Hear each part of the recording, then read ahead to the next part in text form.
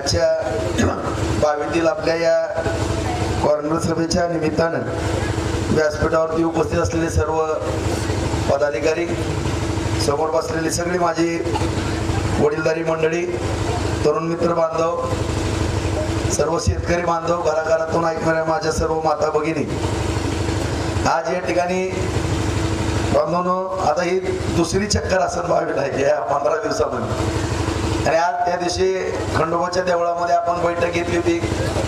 आज या ठिकाणी या सभेच्या निमित्तानं आपल्या सर्व वडीलधारी मंडळी, तरुण मित्र बांधवांना नम्रतेची विनंती करायची की आज आपण या विधानसभेच्या निवडणुकीच्या निमित्तानं सर्वांनी एकत्रित येऊन, आज 14 तारीख आहे, 20 तारखेला मतदान आहे. आता जवळपास 7 दिवस राहिलेले आणि अत्यंत चांगलं नियोजन या ठिकाणी आपण सर्वांनी करावं अशी या ठिकाणी सुरुवातीला सगळ्यांना विनंती करतो. कारण आपण पाहिलं असेल की संपूर्ण या 5 वर्षाच्या कालखंडामध्ये आज 22 मध्ये आता समाधाननं सांगितलं की आता हुडकून कामं गावातली काढावं लागतात. एवढं जिल्हा परिषद, पंचायत समिती, आमदारकी, राज्य सरकार, केंद्र सरकारच्या माध्यमातून आज आपण 22 चकाचक सुंदर अशी 22 या ठिकाणी करू शकलो. कारण अत्यंत सुरुवातीपासून जिव्हाळ्याचं गाव आहे. कधीही 22तील सर्व मंडळींनी प्रत्येक निवडणुकीमध्ये भरभरून आशीर्वाद दिले, सहकार्य केलं बांधवांनो. आणि या सर्व गोष्टी या ठिकाणी करत असताना आज आपल्या पाणी पुरवठ्याची योजना असेल, गावातल्या रस्त्याचे विषय असतील, सभागृहाचे विषय आहेत आपले, त्याचबरोबर सौंदर्याचा 22 सौंदर्य रस्ता असेल. आता येताना तुम्ही म्हणले असेल भाऊ तुम्हाला ही रस्ता दिसला नाही का, काळजी करू नका, त्याला सुद्धा चांगला ती काळ्या मातीतला रस्ता आहे, सारखा खराब होत आहे ती सारखं ती मातीची तुमचे टिप्पर जाऊन जाऊन ती, आणि खाली काळी माती आहे ती आरतच बसतंय. त्याला आता असा नीट करतो की त्याला मुख्यमंत्री सडक योजनेतनं सगळा रस्ता उकरून 1 फूट 2 फुटाचा मुरुम घालून परत त्याला, म्हणजे ते कधी खराब होणार नाही अशा पद्धतीचं त्या ठिकाणी आता नियोजन करू. त्याशिवाय मला त्याला कुठला पर्याय दिसत नाही. कारण आज या ठिकाणी आपल्या सर्वांनाच माहित असेल की आपला तुळजापूर रस्ता सुद्धा आज चालू झालेलं काम, त्याला सुद्धा 250 कोटी रुपये आपण टाकलेले आहेत. आणि एवढा तुकडा राहिला तो झाला की माझ्या माहितीप्रमाणे बऱ्यापैकी या भागातला, आणि जी माझ्या काही शेतकरी बांधवांचे आणखीन प्रश्न या ठिकाणी आहेत की आता ऊसाचं क्षेत्र आहे या ठिकाणी, 22 गाव ते दडसंगे खटकळी रस्ता, 22 गाव ते आमराई पानमार्गे स्वामी समर्थ नगर रस्ता, त्याचबरोबर या ठिकाणी पोपले मळा ते शेत ते नदीपर्यंत रस्ता खडीकरण, माऊली मंदिरसाठी निधी या ठिकाणी मागितलेला आहे. त्याचबरोबर मुस्लिम समाज बांधवांचा सुद्धा वॉल कंपाऊंडचा विषय आहे. ही जीही कामं आहेत प्रलंबित, ही कामं निश्चितपणानं येणाऱ्या भविष्य काळामध्ये लवकरात लवकर ही कामं पूर्ण करण्याकरता मी कटिबद्ध आहे. त्याच्या बाबतीमध्ये आपण कुठलीही काळजी करण्याचं कारण नाही. तुम्ही फक्त पाठपुरावा करा. कामाच्या बाबतीमध्ये तुम्ही केलेला आमदार कधीच कमी पडलेला नाही, भविष्यात पण कमी पडणार नाही. कारण आज आपण या ठिकाणी पाहतो की सगळ्यात बांधवांना आपली सर्वांची तळमळीची एकच इच्छा आहे की रस्ता आज एखादा दुसरा मागं पुढं होईल. परंतु तुम्ही सगळेजण जी वाट बघत बसलेले त्या ढाळे पिंपळगाव मध्ये उजनीचं पाणी कधी पडतंय, बरोबर आहे. हाच विषय सगळ्यात महत्वाचा नंबर 1चा विषय आहे. आणि तो विषय 96 पासून योजना मंजूर झाली. दरवर्षी 5 कोटी 10 कोटीच्या वरती कधी पैसे पडले नाहीत. आज योगायोगानं तुमच्या सगळ्याच्या आशीर्वादानं सहकार्यातनं तुम्ही आमदार केलं, आणि विरोधी पक्षात आपण असताना 2.5 वर्ष आपली सत्ता आली. पहिलं जर काम कुठलं केलं असेल ती बार्शी उपसा सिंचन योजनेला 700 कोटीची मंजुरी, 350 कोटीच्या निविदा काढल्यात. आणि जी 3रा टप्पा आहे, जे उर्वरित शिल्लक राहिलेलं पाईपलाईनने पाणी आपण देणार आहोत, आणि त्यातलं शिल्लक राहिलेलं 0.63 TMC पाणी ते तावडीच्या तळ्यामध्ये, आता बंडू आला इथं बचोटे, तावडीच्या तळ्यामध्ये पण जामगाव मध्ये आहे का काम चालू नाही, ते सगळं 4 महिन्यामध्ये तावडीच्या तळ्यामध्ये पाणी पडतंय. आता पुढची जी मंजुरी आहे खामगावच्या टिंबीवरनं आपण ढाळे पिंपळगाव मध्ये पाणी घेतो. कारण बऱ्याच दुर्बिणी लावल्या, बरंच वाकडं तिकडं होऊन सांगितलं की ढाळे पिंपळगाव मध्ये पाणी आलं, किती पूर आला आणि किती गेला कुणाला माहिती, मला पण कळत नाही. कारण या ठिकाणी निश्चितपणानं सगळे सर्वेक्षण सगळं आपण पूर्ण त्याचा डाटा तयार केलेला आहे आणि सगळा शासन दरबारी आपला पाठपुरावा चालू आहे। त्या दिवशी पण माननीय मुख्यमंत्री साहेबांना हा विषय सांगितला, या अगोदरी फडणवीस साहेबांना विषय सांगितलेला आणि ती प्रक्रियेमध्ये आपली फाईल आहे, ती फाईल निश्चितपणानं पूर्ण होईल आणि आपल्या ढाळे पिंपळगावच्या धरणामध्ये पाणी पडणार आहे। त्यामुळं कमीत कमी ह्या उजनीच्या 3 पाळ्या असतील किंवा जास्तीत जास्त 4 पाळ्या असणार आहेत। त्यामुळं कायमस्वरूपी हे ढाळे पिंपळगावचं धरण भरलेलं असणार आहे आणि तुम्हाला कधी ऊस मोडायची वेळ येणार नाही असं या ठिकाणी माझं मत आहे।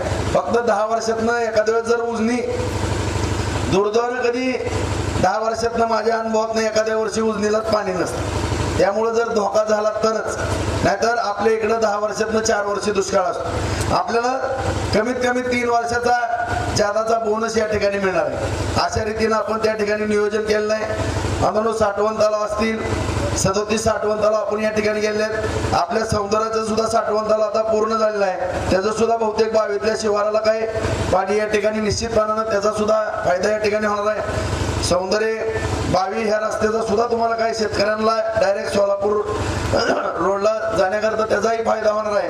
आणि अशा रीतीनं सोलापूर रस्ता असेल, त्याचबरोबर उस्मानाबाद रस्ता आहे, लातूर रस्ता आहे, आता दिलेला तुळजापूरचा रस्ता, साठवण तलाव, उपसा सिंचन योजना, सगळे बंधारे आपण नागझरी भोगावतीर ते केलेले, त्याचबरोबर राम नदी, बिडकी, त्याचबरोबर चांदणी नदी, आता घोरवड्यावरती 8 आपण नवीन बंधारे आणलेली, सगळं जर बेरीज केली तर माझ्या माहितीप्रमाणे येणाऱ्या 8 महिने ते 1 वर्षाच्या आत नव्यानं हे पहिलं पाणी सोडून, कारण हे पण धरण 2004 ते 9च्या कालखंडामध्ये पूर्ण झालेलं आहे। त्याच्या अगोदर नुसती टिंगल टावाळी कुठल्या शेतकऱ्याचे पैसे दिलेले नव्हते। त्यावेळेसच तुम्ही मला आमदार त्यावेळेस केलं आणि त्यावेळेस ती दार बंद झालं, त्या ठिकाणी पाणी साचलं, कारण महागावच्या कधीच शेतकऱ्यांनी त्या धरणापदी येऊन दिलं नव्हतं। सगळ्या 22च्या रानाने पळत होती, दगडफेक झाली, परंतु त्या ठिकाणी पुढाकार घेतला।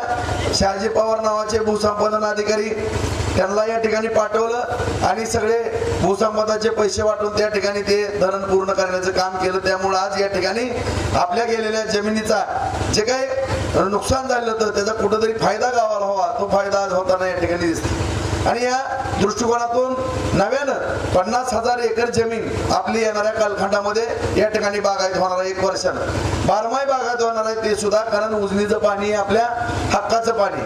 आज या ठिकाणी पाण्याच्या बाबतीमध्ये आपण काम करत असताना भविष्य काळामध्ये सुद्धा मोठ्या प्रमाणामध्ये 250हून साईट आपल्या तालुक्यामध्ये येत मित्रांनो, कारण पाणी या ठिकाणी आपल्या शेतीला मिळालं पाहिजे आणि या दृष्टिकोनातून सगळ्याच गावातले शेतकरी त्याची वाट पाहत असतात। आज जवळपास 250हून अधिक साईट आहेत। येणाऱ्या कालखंडामध्ये आपलं 101 साठवण तलाव पूर्ण करण्याची प्रतिज्ञा केलेली, निश्चितपणानं तेही या ठिकाणी पूर्ण झाल्याशिवाय राहणार नाही। आपण सगळेजण पाहतोय की आता जवळपास रस्ते असतील, दळणवळणाची साधनं आहेत, पाण्याचा विषय, आता MIDCचं सुद्धा जाऊन आपण जर पाहिलं, निश्चितपणानं तुमच्या लक्षात येईल की ताडसावण्याची गाताच्या वाडीची MIDC त्या ठिकाणी सुद्धा सबस्टेशनची कामं पूर्ण केली। तेही काम नारायण राणे ज्यावेळेस उद्योग मंत्री होते त्या काळामध्ये ती जागा संपादित केली, त्यानंतर तिथं खडाही पाडला नाही, परंतु रस्ते झाले, गटारी झाल्या, दिवाबत्ती झाली। आज सबस्टेशन आता या 5 वर्षामध्ये आपण पूर्ण केलेलं आहे। नगरपालिकेचं पाणी दिलेलं आहे, सगळे कारखाने उभारायला लागलेले आहेत, कमीत कमी 4 ते 5 हजार तरुणांना त्या ठिकाणी रोजगार मिळणार आहे। हे झाले शासकीय MIDCच्या माध्यमातून। खाजगीरित्या सुद्धा आज डाळ मिलचे उद्योग, ज्वारीचे उद्योग, कडब्याचे उद्योग मोठ्या प्रमाणामध्ये उभा राहतात बार्शीमध्ये। आज सोयाबीन सारखा प्लॅन आज गांधींनी या ठिकाणी केलेला, आणखीन माझ्या माहितीप्रमाणे 3 प्लॅन आपण नव्याने या ठिकाणी काही उद्योगपतीला उभा करण्याकरता त्या ठिकाणी प्रयत्न करतो। त्यामुळं या तालुक्यातल्या या तरुणांना त्या ठिकाणी रोजगार मिळणार, आर्थिक स्रोत त्या ठिकाणी वाढणार आहे। आज या ठिकाणी पाण्याच्या बाबतीमध्ये, उद्योग व्यवसायाच्या बाबतीमध्ये या काम करत असताना शिक्षणावरती आपण चांगलं काम करतोय, सगळ्या संस्थापकांना सहकार्य करतोय, वैद्यकीय क्षेत्रामध्ये डॉक्टर मंडळींना सहकार्य करण्याची भावना आहे, व्यापारामध्ये सगळ्या व्यापाऱ्यांच्या पाठीशी आपण ताकदीने उभारतोय, शेतकऱ्याच्या बाबतीमध्ये सातत्यानं कुठलं जरी नुकसान झालं तरी धावून जाण्याचा या ठिकाणी प्रयत्न केला नाही। आपल्या सगळ्यांनाच माहित आहे की पहिलं तुम्ही आठवा आपल्या 5 वर्षाच्या अगोदर सततचा पाऊस, अतिवृष्टी, दुष्काळ, पीक विमा, फळबागांचं अनुदान या 5 वर्षामध्ये 470 कोटी रुपये आपण आणून तुमच्या खात्यावरती थेट देण्याचा या ठिकाणी प्रयत्न केला. ह्याच्या अगोदर पण काही लोकप्रतिनिधी होते, केलं का त्यांनी? तुम्ही ह्या 5 वर्षातलं पासबुक सगळेजण बघा. 5 वर्षामध्ये आलेली सरकारची मदत. आणि त्याच्या अगोदर मग आपण तालुक्यामध्ये राहत नव्हतो का? आपल्याकडे दुष्काळ पडला नाही का? आपल्याकडे अतिवृष्टी झाली नाही का? आपल्याकडे सततचा पाऊस नव्हता का? आपल्या बागा गेलेल्या नव्हत्या का? त्यावेळेस काय ह्यांना सुचलं नाही. आज त्या बाबतीमध्ये सुद्धा आपण सातत्याने प्रयत्न केले. शासनाच्या माध्यमातून सुद्धा चांगल्या योजना आपल्या समोर बांधवून आलेल्या आहेत. आज मुलींना आपल्या मोफत शिक्षण आहे. SCBCच्या माध्यमातून मराठा मुलांना शिक्षण मोफत झालेलं आहे. आज लाईट बिल आपलं सगळं माफ केलेलं आहे. नव्यानं लाईट बिल या ठिकाणी भरायचं नाही. अशा रीतीनं मुख्यमंत्री लाडली बहीण योजना आणलेली आहे. 1,500 रुपये आपल्या माता भगिनींच्या खात्यावर जमा होतात. 86,000 भगिनींना या ठिकाणी आपण तालुक्यामध्ये फॉर्म भरले, त्यांच्या अकाउंटवरती पैसे जमा झाले. त्या बाबतीमध्ये सुद्धा सरकारनं निर्णय घेतला की 1,500चे 21 करायचे. ज्येष्ठ नागरिकाचे सुद्धा 1,500चे 21 सरकार करते. आणि सगळ्यात महत्वाचा विषय की ज्यावेळेस मुख्यमंत्री लाडली बहिणी योजना पुढे आली त्यावेळेस आम्ही पाठपुरावा करत होतो. माननीय मुख्यमंत्र्यांना, फडणवीस साहेबाला, अजितदादाला भांडवत होतो. त्यावेळेस सुद्धा या ठिकाणी आम्ही विषय काढला की जे काही शेतकऱ्यांचं नुकसान होते त्या नुकसानीची भरपाई म्हणून एक वेळेस कर्ज माफ करणं गरजेचं आहे. आणि त्या दृष्टिकोनातून आज आपण पाहतो की महायुतीचा जाहीरनामा जो आलेला आहे त्यामध्ये शेतकऱ्याची कर्जमाफी करण्याची घोषणा केलेली आहे. त्यामुळे येणाऱ्या काळामध्ये हे कर्ज माफ झाल्याशिवाय त्या ठिकाणी राहणार नाही. आज प्रत्येक स्तरावर आज आपण या ठिकाणी काम करत असताना फक्त विरोधकाकडनं टिंगलटावाळकी केली जाते. आज या ठिकाणी सांगितलं जातं की मुख्यमंत्री लाडली बहीण योजना, ह्या ज्या योजना जाहीर केलेल्या आहेत या योजना म्हणजे सगळ्या फसवेपणा आहे. सगळ्या डिसेंबर जानेवारी मध्ये बंद पडणार आहेत. बरोबर असंच म्हणतात ना? मग ह्यांनी यांच्या जाहीरनाम्यात कशाला सांगितलं 3 लाखाचं कर्ज माफ करतो? ह्यांनी कशाला 3,000 रुपये देतो म्हणतात? ह्यांचं काय केंद्रातलं सरकार, हे काय पाकिस्तानचं सरकारची ह्यांना मदत येणार आहे का? आज या ठिकाणी हे टीका करतात, सरकारचं दिवाळ निघलं म्हणतात, सरकारची बदनामी करतात, देशाची बदनामी करतात, राज्याची बदनामी करतात बांधून. परंतु आज आपली अर्थव्यवस्था मजबूत आहे. कारण या ठिकाणी आपण जर पाहिलं तर निश्चितपणानं बारक्या गोष्टीतला विचार जरी आपण केला तर आज आपल्या देशाची अर्थव्यवस्था ही जगामध्ये 5व्या नंबरला आहे. आज कुठलंही काम बघू द्या, एवढी बार्शीमध्ये उपसा सिंचन, रस्ते, MIDC सगळी कामं, आज कोर्टाची बिल्डिंग 90 कोटीची आहे. उपजिल्हा रुग्णालयात 100 कोट्याचं हॉस्पिटलचं बांधकाम चालू झालेलं आहे. आज शहीद स्मारक केलेलं आहे, आपण शिवसृष्टी केलेली आहे. एवढी मोठी कामं. बार्शी नगरपालिकेला 296 कोटीची योजना आहे, 50% पूर्ण झाले काम. वैरागला 38 कोटीची दिली. सगळ्या गावागावामध्ये 107 गावाला 150 कोटी रुपयाच्या योजना या ठिकाणी दिलेल्या. आणि या ठिकाणी या योजना देत असताना आज सर्व कामं जर पाहिली तर कुणाची काय अडवणूक त्या ठिकाणी झालेली नाही. आणि मग एवढं पैसे जर नसलं तर एवढी कामं कोण काढू शकतंय? सरकारला काय येड लागलं का एवढी कामं काढायला? आणि एवढी 4-4 हजार कोटीचा निधी आज आपल्या तालुक्यामध्ये या ठिकाणी आपण आणू शकतो. आणि विरोधक टीका करतात की या ठिकाणी सरकारचं दिवाळ निघाले, सरकारचं पैसे नाही. तुमच्याच बुद्धीचं दिवाळ अगोदर निघालेलं तर तुम्हीच कामं करू शकला नाही, तुम्हाला काय करून दाखवता आलं नाही. आणि आम्ही आज कामं करून दाखवतो तर तुम्ही अशा पद्धतीची या ठिकाणी टीका टिप्पणी करतात. परंतु तुम्ही जर माहिती घेतली तर आज आपला देश अत्यंत प्रगतीपथावर. साधी 2-3 उदाहरणं मी तुम्हाला देतो, तुमच्या सुद्धा काही गोष्टी लक्षात येतील. पहिला आपण अमेरिका, रशिया, फ्रान्स, इस्रायल या देशावरती शस्त्र घेण्याकरता अवलंबून असायचं. सगळी विमानं, सगळ्या पाणबुड्या, सगळ्या मशीन गन, रणगाडे, दारुगोळा हे सगळं बाहेरनं आपण खरेदी करायचो. आपल्या देशामध्ये त्याची निर्मिती होत नव्हती मित्रांनो. परंतु आज आत्मनिर्भर भारताच्या माध्यमातून आज एवढ्या मोठमोठ्या फॅक्टऱ्या संरक्षण खात्याच्या माध्यमातून सरकारनं तयार केल्या. जवळपास दरवर्षी हजारो कोटीचं, लाखो कोटीचं शस्त्र आपण निर्यात करायला लागलो. त्यातून उत्पन्न वाढलं. कोरोनामध्ये काही कंपन्या चायनामध्ये बंद झाल्या, त्या कंपन्या आपल्या देशामध्ये आल्या.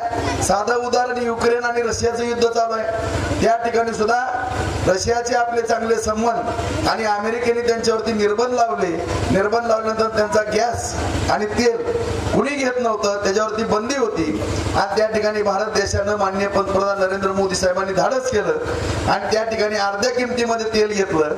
उदाहरणार्थ रुपयाचं तेल घेतलं, इथं फिल्टर केलं कच्चं तेल आणि बाहेरच्या देशामध्ये दुप्पट किमतीने विकलं. आज अशा पद्धतीनं इम्पोर्ट एक्सपोर्ट मध्ये आयात निर्यातीमध्ये आपला देश प्रगती पथावरती, त्यातनं चांगल्या पद्धतीचं आपल्याला या ठिकाणी उत्पन्न देशाचं वाढलेलं आहे. त्यामुळे आज या ठिकाणी बॉर्डर पर्यंत लडाखची बॉर्डर असेल, चायना बॉर्डर आहे, त्याचबरोबर काश्मीरला आहे, सगळ्या बॉर्डर पर्यंत आज आपला विकास गेलेला आहे. आज मेट्रो रेल्वे होतात, आज विमानतळ नवीन झालेले आहेत, सगळे रेल्वे स्टेशन नवीन झालेले आहेत, नॅशनल हायवे होतात, 35,000 कोटी राज्यामध्ये उपसा सिंचन योजना करतात सरकारने दिले आहेत. आणि अशा रीतीनं सगळ्या स्तरावरती या ठिकाणी काम होत असताना आपण या ठिकाणी बार्शीमध्ये सुद्धा पाठीमागे राहिलेलं नाही. अत्यंत नियोजनबद्ध असं बांधवाने या ठिकाणी काम केलेलं आहे आणि हे काम करत असताना केवळ फक्त विरोधाला विरोध आणि 5 वर्षात यांना कधीतरी जाग येते. 5 वर्षांचे गेट बंद, साहेब बाहेर गेले, साहेब भेटणार नाहीत, परंतु आज कुणी जरी काम सांगायला आलं, कसलं जरी काम असलं तरी त्याला तोंड देण्याचा प्रयत्न माझ्या माध्यमातून या ठिकाणी झाला. आणि आज आपल्यावरती वेगळ्या पद्धतीची टीका टिप्पणी केली जाते. आज या ठिकाणी DCC बँकेच्या बाबतीमध्ये असेल, साखर कारखान्याच्या बाबतीमध्ये असेल, तुम्ही या ठिकाणी मित्रांनो सांगा आज संतनाथ कारखान्याच्या बाबतीमध्ये काय घटना घडली. त्या दिवशी मी माननीय मुख्यमंत्र्यांना पण विनंती केली, त्याच्या अगोदरही आमच्या बैठका MIDC बरोबर झालेल्या आहेत. त्या संतनाथ कारखान्याची आपण 243 एकर जमीन आहे, ती जमीन 180 एकर MIDC ला देतोय. त्याच्यातनं 100 कोटी रुपयाचं कारखान्याला उत्पन्न होणार आहे. काय शेअर जमा करून आपण पुन्हा एकदा तो कारखाना चालू करण्याच्या दृष्टिकोनातून प्रयत्न करतो. कारण या ठिकाणी आपला तुमच्या पण गावातला ऊस आहे. भविष्यात 50,000 एकर आता बागायत 1 वर्षाने होणार नव्यानं, त्याच्यानंतर आणखीन साठवण तलावाच्या माध्यमातून बागायत मोठ्या प्रमाणामध्ये पुढे होणार आहे. आणि एवढं जर बागायत क्षेत्र होणार असेल तर आपल्याला हक्काचा एक कारखाना सुद्धा या बार्शीमध्ये असणं गरजेचं आहे. आणि त्या दृष्टिकोनातून आपण त्या ठिकाणी MIDC होईल, कारखानाही होईल, वैराग तालुक्याच्या बाबतीमध्ये सुद्धा त्या दिवशी विषय झालेला आहे. आणि अशा सर्व स्तरातून आपण काम करत असताना जिल्हा मध्यवर्ती बँकेच्या माध्यमातून सुद्धा आपल्याला माहित आहे आज यांनी संतनाथ बनपालला कामगारांच्या पगारी दिले नाही. आज या ठिकाणी आर्यन कारखाना काढला, 320 कोटी रुपयाला बँक बुडवली, त्याचा NCLT मध्ये दावा दाखल केलेला आहे. त्या दिवशीच गेल्या 6 दिवसापूर्वी सरकारचे एक कोर्ट नेमलेलं असतंय, त्यांनी चौकशी केली, सगळ्या सुनावण्या झाल्या, त्याच्यामध्ये सगळ्या 35 लोकांना जबाबदार धरलं की 13 वर्षापासून मी लढाई लढत होतो. तुम्हालाही माहित आहे की मी सांगितलं होतं की बँकेमध्ये फार मोठा अपार झालेला आहे आणि हा अपार होत असताना 3600 कोटीची बँक 2600 कोटी रुपयांनी वाटून घेतली. त्या काळामध्ये फक्त 500 कोटी रुपये शेतकऱ्यांना दिले होते आणि ते पण कर्ज शेतकऱ्यांचं थकलं की त्याच्या दारात हलक्या वाजवायचे. आणि ह्यांच्याकडे 50 कोटीचं कर्ज असून काही नव्हतं. ह्यांना क्लीन चिट, ह्यांचा सत्कार, हार पुरे सगळी मौज मस्ती यांची चालायची बांधवानो. परंतु आज जी जर बँकेची परिस्थिती पाहिली तर आज या ठिकाणी 5,000 कोटीच्या एफड्या बँकेमध्ये झाल्यात. कारण प्रशासक आहे त्या ठिकाणी 7 वर्ष झालं, कुणालाही वशिला लागावं लागत नाही, डायरेक्ट त्या ठिकाणी कर्ज देण्याचं काम बँकेच्या माध्यमातून चालू आहे. आज कधीच 500 कोटी रुपयाच्या वरती कर्ज बँकेनं वाटलं नव्हतं. तुम्ही माहिती घ्या, 2,000 कोटीचं कर्ज त्या ठिकाणी बँकेनं वाटलं. ही परिस्थिती आज या ठिकाणी आपल्या या आमदार असल्यामुळे, या धाकामुळे आज परिस्थिती या ठिकाणी निर्माण झाली, बदललेली आहे. त्यामुळे सर्वसामान्य जनतेला या ठिकाणी सुख मिळतं. आणि यांच्या चोराच्या उलट्या बोंबा आणि दहशतवाद आहे. काय दहशत केली काय बाबा, बावीस सगळ्यांना माहिती आहे काय दहशत केली. कोणाला मी शिवी तर दिली का? कोणाला आईला तर म्हणलो का कधी? एक शिवी दिली नाही कोणाला, कोणाला वाकडं बोलत नाही, काय नाही. आणि ह्यांना जी काय वेळ झालेली आहे ती त्यांना पिवळं दिसते. स्वतः केलेला दहशतवाद तुम्हाला पण सगळ्याला माहित आहे की 4-4 वेळेस माझ्या अंगावरती आले. एवढी माझी 500 घरात असताना एवढी नाटकं माझ्या बाबतीमध्ये केली. एवढं दर आठवड्याला 307 सारखे गुन्हे दाखल व्हायचे बार्शीमध्ये. आज पोलीस स्टेशनला NC सुद्धा जात नाही. निवांत पोलीस स्टेशन बसलेले आहेत अधिकारी. साधी NC जात नाही. कुठल्या गावागावामध्ये भांडणं आहेत का? आता आहेत का भांडणं? सांगा बरं तुम्ही. कसला दहशतवाद? मग मोकळा श्वास घ्यायचा आहे. मग काय गोबर गॅस घेत होता का इतके दिवशी? जाती लक्ष्मी आपण उद्यान केलं तिथे जाऊन मोकळा श्वास घे. आणि काय बोलण्याची पद्धत काय, त्यांना सुद्धा मी कधी वाकडं बोलत नाही किंवा इकिरीवर बोलत नाही. आज या ठिकाणी काय करायचं म्हणलं तर सगळं आपल्या हातामध्ये होतं. जे तुम्ही तुमच्या हातामध्ये असताना एवढा अन्याय अत्याचार केला, एवढ्या गुंडगिरी केली बार्शीमध्ये, आणि आज एवढी बार्शी शांत असताना वेगळ्या पद्धतीची टीका या ठिकाणी आमच्यावरती केली जाते. आज सगळ्याला मी सांगू इच्छितो मित्रांनो, आज आमच्यावरती पण टीका केली जाते. ह्यांचाच उद्योग आणि ह्यांचा धंदा, पण धंदा व्यवसाय करत असताना कुणाच्या 10 रुपयाला कधी हात लागला. काय काय म्हणले वाटतं की काय कॉन्ट्रॅक्ट पण हेच. मी तर कधी काम घेतलं नाही बाबा, माझ्या दोन्ही पोरांना पण काम घेतलं नाही. आता नाना कुठं तर थोडीफार त्याची मशिनरी वाहन आहे ती म्हणून 2-5 कोटीचं काम करत असेल, मी तर त्या भानगडीतच बोललो नाही. माझ्या मुलाने आता कॉन्ट्रॅक्ट घेतलं म्हणतात, कोणाला कॉन्ट्रॅक्ट घेत आहे, कुठलं कॉन्ट्रॅक्ट मी तर कधी घेतलंच नाही, मला कळत पण नाही. मी फक्त काम करणारी माणसं वेगळी. जर तुझ्या गावात काही कामं घेतली का बाबा? आता रणजित काय कॉन्ट्रॅक्टर आहे का? माझा प्लॉटिंगचा वयाच्या 21 वर्षापासून व्यवसाय.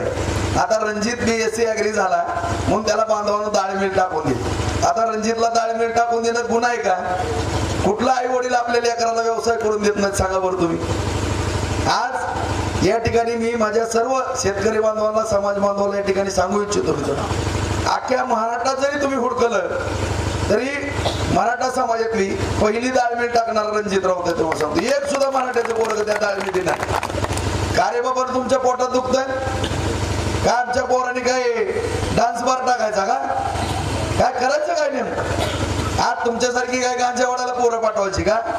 आज आमची लेकरं हॉटेलमध्ये नाश्ता सुद्धा करत नाहीत कधी. आज पहाटे 5:30ला उठतात. तुमची लेकरं कधी उठतात कधी झोपतात हे तपासा पाहिजे. तुमच्या लेकरांना किती पॉइंट लागतो रोज ते बघा. आमची लेकरं भगवंताच्या देवळात असतात, तुमची लेकरं कुठल्या देवळात असतात संध्याकाळी जाऊन बघा. तुमचे संस्कार काय, आमचे संस्कार काय. आता कुठल्या भानगडीमध्ये पण पडत नाही. एवढी कामं दिली, कुणी पण पट्ट्याने म्हणावं की राजबरोबर कुठं मटणं खायला आला आणि कुठं दारू प्यायला आला. अरे का बाबा आम्ही कोणाच्या सटीला सुद्धा मी जेवायला नाही, बंदच करून टाकलं, मी खातच नाही. तसल्या भानगडीत पण नाही. आणि तुम्हाला काय लागतंय? कमिशन लागतंय का? मी काय कुणाचं कमिशन घेतलं का? आयुष्यात कुणाकडनं बाबा काय मला दिलं घेतलं का कुणी कामं करणार नाही सांगा तरी. माझ्या व्यवसायातनं मी उद्योगधंदा करतो. बँकेचा 1 रुपया कधी थकीत नाही. अख्ख्या तालुक्यात कोणी पण म्हणावं की राजभाऊ राऊतांनी किंवा त्याच्या कुटुंबाने 50,000 लाख रुपये 10,000 रुपये बुडवले, 0 मिनिटात राजकारण सोडतो. परंतु तुम्हाला लाज वाटते का? तुम्ही 18,000 शेतकऱ्यांचे 10,000 रुपये बुडवले. कुठल्या तोंडाने तुम्ही फिरता तालुक्यामध्ये? 30 कोटी रुपये शेतकऱ्यांचे बुडवले. लेकरा बाळाची लग्न मोडली, पोरांचं शिक्षण झालं नाही. इतक्या खालच्या लेवलला जाऊन तुम्ही 320 कोटीला बँक बुडवली आणि सगळं मार्केट कमिटीमध्ये चोऱ्या केल्या. त्या ठिकाणी 420 सारखे गुन्हे तुमच्यावरती दाखल झाले. आज बँकेचा सुद्धा 420चा गुन्हा दाखल होणार नाही. पुण्याच्या जमिनीमध्ये अप्रत्यपर केली म्हणून तिथे एक 420चा गुन्हा दाखल होणार आहे. 3 गुन्हे तुम्हाला सांगतो यांच्यावरती 420 व्हायला लागले. काय का आमच्यावरती तसा 420चा गुन्हा बिना काय दाखल? कागदपत्रे ते प्रतिज्ञापत्रात आहे बघा, सगळी जण त्यांनी ऍफिडेव्हिट दिलं त्याच्यात गुन्हा आहे. आज ह्यांचा बगल बच्चा ही नागोबा नरसोबा होता का फुस पीए होता. फक्त काय तर 2 टाइमच्या जेवणावरती रावसाहेब मनगिरेचे इथं काम करत होतं त्याचं कुटुंब. बरोबर आहे. 250 कोटीची प्रॉपर्टी मिळवली त्यांनी मित्रांनो. त्याचा पीए जर 250 कोटी रुपये मिळवत असेल तर ह्या बॉक्सने किती मिळवलेले असते? आणि आणखी परत भीक मागतोय वरंड. आगळगावला म्हणतोय मला वर्गणी द्या निवडणुकीला. लाज वाटते का? वर्गणी मागतोय. त्याच्या ऍफिडेव्हिट मध्ये बघा त्याची पुण्याची किती इस्टेट हल्लेली आणि त्याच्यावरती सुद्धा एवढी मोठी प्रॉपर्टी आणली कुठनं? 120 पट प्रॉपर्टी तुझी जास्त झाली म्हणून आजच या ठिकाणी बार्शी पोलीस स्टेशन मध्ये अँटी करप्शन गुन्हा दाखल केला. तुम्हाला सांगतो त्या फुसवर ह्यांच्यावरती गुन्हे दाखल का व्हायला लागले? 420चे गुन्हे ह्यांच्यावरती दाखल, अँटी करप्शनचे ह्यांच्यावरती दाखल, जागेत अप्रत्यपर केली म्हणून दाखल, बँकेत दाखल. आम्ही काय केलं का चुकीचं? तुम्ही हायकोर्टापर्यंत गेले आमच्या तक्रारी करत. आंधळकर साहेब सांगताय बघा, त्या आंधळकर साहेबाला वादी केलंय आणि वकील ह्यांची आणि आंधळकर साहेब आहे त्या आताला आंधळकर साहेबाला पुढे केलं. मग मी पण थोड्या तक्रार दिल्यावर त्यांना अडचण आली. म्हणले माया काय मला काय तारा देऊ नका राजू, माझं तुमचं मिटलं. म्हणले मी अख्ख्या तालुक्याला सांगतो मला कुणी करायला लावलं होती. ही परिस्थिती बार्शीतली तुम्हाला सांगतो. म्हणजे आपल्यातला कुणी एखादा थोडा पुढे चालला की त्याचा कार्यक्रम करायचा, सगळ्या ह्याच्यात चिरडायचं, सगळ्या ह्याच्यात अडचणीत आणायचं.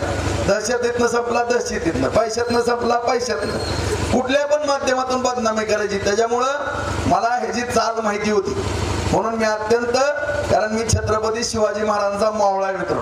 महाराजांचं पुस्तक 12 पुस्तक वाचलेत महाराजांची.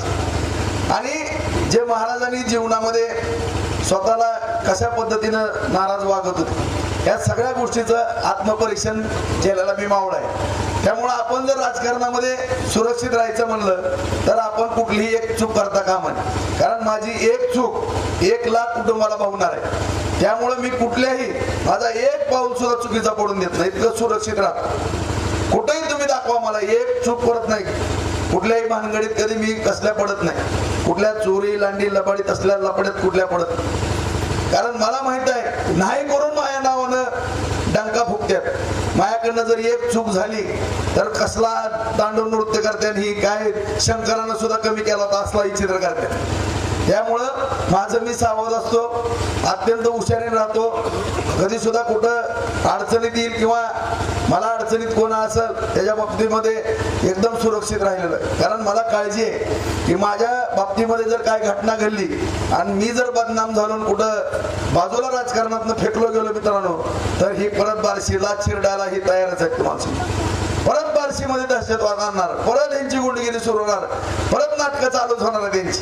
त्यामुळं आपण सगळ्यांनी सावध राहणं आणि आपण काळजीनं या ठिकाणी राहणं गरजेचं. मी समजू शकतो आपला या ठिकाणी सगळ्यात मोठा भाऊ म्हणून आपला समाज आहे. या ठिकाणी आपल्यामध्ये नाकाला राग लगेचच येतो 2 मिनिटात. कुणाचं काय झालं की मी बघतोच, 2 एकर घाली तर पण तुझा कार्यक्रमच करतो. हे आपल्यात मानसिकता आहे. ग्रामपंचायतचं वाकडं असेल, सोसायटीचं वाकडं असेल, पंचायत समितीचं असेल, जिल्हा परिषदचं असेल, या सगळ्या गोष्टीपासून लांब राहावं. हे गावातलं भांडण गावात ठेवा. कारण तुम्हाला मी जबाबदारीने या ठिकाणी बोलतो, मी काय चुकीचं बोलत नाही. आज 2004 ते 9 तुम्ही मला आमदार केलं. 9ला माझा पराभव झाला. कशामुळे झाला? माझी टिंगल केली. त्याला लाईट बिल भरायला पैसे नाहीत, काय नाही. दूध संघ काढला, जास्त कर्ज झालेलं होतं मित्रांनो. म्हणून मी भेलो, माझ्याकडनं जर कुठं 4 पैसे कमी जास्त खर्च झाला तर आपल्याला कुठंतरी फार मोठा धोका होईल. काळजी घेतली कुटुंबाची पण आणि माझी पण. आणि त्या ठिकाणी टिंगल टावाळी केली आपण. 14 साली पराभव झाला, त्यावेळेस मार्केट कमिटीवरती फार मोठं कर्ज केलं होतं. 13 कोटी व्याज भरावं लागलं. दूध संघात 10 कोटीचं नुकसान आलं, पण बँकेचं 1 टाइम सेटलमेंट केलं नाही, सगळे पैसे बँकेचे भरले. विकावं लागलं दूध संघ, पण 1 रुपया कधी कुणाची लबाडी त्या ठिकाणी केली नाही. कुठल्याही शेतकऱ्याचं नाही, काय नाही. बाजार समिती केली. आता कांद्याचा बाजार एवढा चालतोय, कुणाच्या रुपयाचे भानगड त्या ठिकाणी नसते. आणि एवढ्या सगळ्या गोष्टी करतात. 2 निवडणुका आपल्या त्या ठिकाणी गेल्या. 10 वर्ष आपण आमदार नव्हतो तर 10 वर्ष आपल्या तालुक्याची प्रगती थांबली. आता सुद्धा मी तुम्हाला विनंती करतो, काय काय गावामध्ये आणखीन कुचकुच असतंय, ह्याचं बघतो त्याचं बघतो, काय बघायचं ती इतर वेळेस बघा. परंतु ह्या निवडणुकीमध्ये खरंच मी सांगतो की मला कुठं आमदार होऊन मिरवायचं नाही, मला कुठं आईश करायची नाही, आराम करायचा नाही, काही नाही, किंवा कुठली फुशारकी मारायची नाही. तुम्ही सगळेजण पाहताय की सकाळी 6ला बाहेर पडल्यापासून 6:15ला पहिला फोन असतो, भाऊ नळाला पाणी आलं नाही, भाऊ कचऱ्याची गाडी आली नाही. इथनं काम करतोय मी. या ठिकाणी दहशतवाद संपवण्याकरता बार्शीच्या राजकारणामध्ये समाजकारणामध्ये आलो. परंतु तुम्ही आमदार केल्यानंतर माझ्यावरती जबाबदारी पडली की आपल्याला काहीतरी विकास करायला पाहिजे. आपल्या शेतकऱ्यांच्या शेतासाठी पाण्याचा विषय मिटवावा लागेल, तरुणांकरता रोजगार निर्माण करावा लागेल. ह्या ज्या काही गोष्टी 4 लोकांनी मला मार्गदर्शन केलं, त्यामुळे या विकासाच्या बाबतीमध्ये मी अत्यंत गांभीर्यानं काम करतो. तुम्हीच बघितलं मी कुठं गेलो, कुठं काय फिरायला, इकडं तिकडं, कुठं फॉरेनला. माझं तर पासपोर्ट पण नाही, कुणाच्या हस्ते माझं कुठल्या परदेशात पण गेलो नाही. लय झालं तिरुपतीला वर्षातनं लेकरं बाळा जातो आम्ही, नवरा बायको जातो 2-3 दिवस. ह्याच्या व्यतिरिक्त मला की आपला तुळजापूर, येडाई, सोनारी ह्याच्या एवढ्या देव करत असतो. आणि सगळं काम काम करतो, 1 दिवस पण सुट्टी घेत नाही. आणि इकडे जर बघायला गेलं, ही रुसतंय ती रुसतंय, ही रुसतंय, ह्यांनी बोलला नाही, ह्यांनी राम केला, आणि ते म्हणतात की ह्यांनी नाव घेतलं पाठीवर हात फिरला. आणि काय केलं तुमचं, काय केलं सांगा ना. ते टिंगल टावाळी नुसती बकरी खात फिरते. कधी येतंय, कधी जेवतंय, कधी झोपतंय, कधी उठतंय, कधी कुणाचा फोन लावतंय. परंतु तुम्ही तयार केलेला आमदार बघा, कधी उठतंय कधी काम कर. देवळात जाणारा आमदार आहे, ही कुठे जाते ती नीट बघा. तुम्हीच फरक बघा तुम्ही दोघात. पण आपली भांडणं काय मिटायला गावागावातली तयार नाही. कोण जर कोणावर रुसलेला त्याचा फायदा आतापर्यंत घेण्याचा प्रयत्न केला. घेतलाय. आता कळलं त्या दिवशीच्या सभेमध्ये पांड्या चौकातल्या त्या काशीदनं नंदू काशीदनं भाषण केलं, ऐकलं का सगळ्यांनी? व्हिडिओ फिरला ना? मराठा आरक्षणामध्ये स्वप्नाली नामी त्या काट्याने कशी खेळी खेळली होती, ऐकलं तुम्ही तोंडाने? भगवंत आहे बार्शीतला, तुम्हाला सांगतो भगवंत पोटातलं सगळं पोटात आणत असतं. स्वतः कबुली दिली त्यांनी कशा पद्धतीनं चाल खेळली आणि कशा पद्धतीने यांची नाटकं चालवत होती, कशा पद्धतीनं समाजाला भडकवण्याचं काम या ठिकाणी लोक करत होते. आणि ह्यांना एवढंच पाहिजे की तुम्हाला मी माझं कौतुक सांगत नाही, पण टिकणारा मीच या ठिकाणी निघलो मित्रांनो. हल्ले झाले, काय जमिनी घ्यावं लागल्या, काय वाटेल ते करावं लागलं, रात्रंदिवस कष्ट करावं लागलं, परंतु कधी डगमगलो नाही. आणि त्यामुळे ह्यांना नाकाला लय झोमते, दुनियाची बोटं मोडत बसते ती रोज माया नावानं. आणि तुम्ही या ठिकाणी अजिबात कुणामध्ये आपल्या मध्ये मतभेद करू नका, कारण या ठिकाणी मी तुम्हाला जबाबदारी सांगतो. आणि तुम्ही ओळखा, या ढाळे पिंपळगाव मध्ये पाणी ती आणणार काय मी आणणार आहे, तुम्ही सांगा कोणी आणणार आहे? मग तुम्ही विचार करायला पाहिजे. भोगवतीचा संतानाची चालू होणार आहे, ती कोण चालू करणार? ही चालू करणार का आपण करणार? MIDC आपल्याला उपळायला वैरायला करायची कोण करू शकतंय? आज गांधी 20 वर्ष झालं त्यांच्या बरोबर होता, 5च वर्ष आपल्या संगतीत आला तर त्याला 500 टनाचा प्लॅन त्या ठिकाणी टाक. असे आणखी 3 उद्योगपती आहेत, त्यांना जर आधार दिला तर ती माणसं पुढे येतात. त्यांची जर नरटी दाबली, त्यांना जर 3% पैसे घे म्हणलं तर ती काय पुढे येणार आहेत का? त्यामुळं कोण नेमकं उद्योग उभा करणार आणि कोण पाणी आणणार आहे, या सगळ्या गोष्टीचा आपल्या शेतकरी बांधवांनी विचार करा. नाहीतर वेळ जर गेली परत मूर्ख काय खेळणं आपण. त्यामुळं सगळ्यांनी एक व्हा. कुणी कुठला, आणि तुम्हाला कोण लागतंय माझ्याकडे यायला जायला? काय जणाला काय जण म्हणते की भाऊ अरे मी कुणाचं काम करत नाही, मला इतकी मोठी कामं केली, कधी केली का यांनी त्यांच्या आयुष्यात? कुणी पण या, काम सांगा. कधी जर कंटाळा केला किंवा कधी तुमचा अवमान करून जर तुम्ही माघारी आला तर मला काय करायचं ते का. परंतु तुम्ही पण स्वाभिमानानं राहा, मला पण स्वाभिमानानं राहू द्या. आणि अत्यंत काळजीपूर्वक या निवडणुकीकडे पहा, कारण या ठिकाणी तुम्हाला पण माहित आहे की ज्यावेळेस मी कुठनं उभारणार होतो तुम्हाला माहित आहे. तुमची सगळ्यांची इच्छा होती की राजीभाऊनी धनुष्यबाण चिन्ह घ्यावं, बरोबर आहे? आता सगळं लाड मुख्यमंत्र्यांनी, फडणवीसांनी, अजितदादांनी पुरवलं. आता कुठली तक्रार राहिली नाही माझ्याबद्दल असं तसं. आता ही सगळी जबाबदारी माझ्यापेक्षा तुमची आहे आणि तुम्ही सगळ्यांनी स्वतः उमेदवार असल्यासारखं काम करा आणि माझ्यापेक्षा तालुक्याच्या विकासाला मत द्या. राजेंद्र राऊत नाव गौण आहे, एक नाममात्र माणूस आहे राजेंद्र राऊत, एक तुमच्या सरकारच्या तुमच्या मध्यस्थी.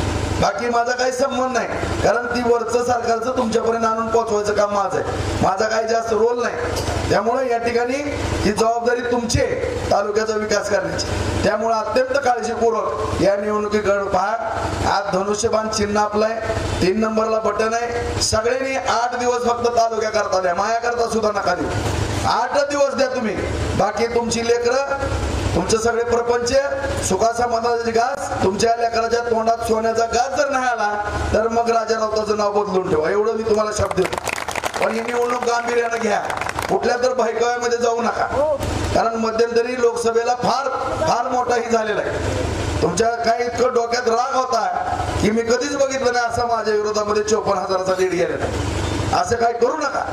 एक राग आपला किती तालुक्याला पाठीमागं नेऊन सोडन हे तुमची तुम्हाला पण कळायचं नाही, मला पण कळायचं. फाटलेलं ते ठिगळ इतकं पडन मोठं की टाक घेता घेता आपल्या नाकी नवीन, परत दारात आदल्या, परत नाटकं, परत मारामाऱ्या, परत गुंडगिरी, परत पोलीस स्टेशन, ह्याला गुत्तेव त्याला गुत्तेव, असले धंदे चालू होणार आहेत. त्यामुळे मी अगोदरच सतर्क करतोय सगळ्यांना.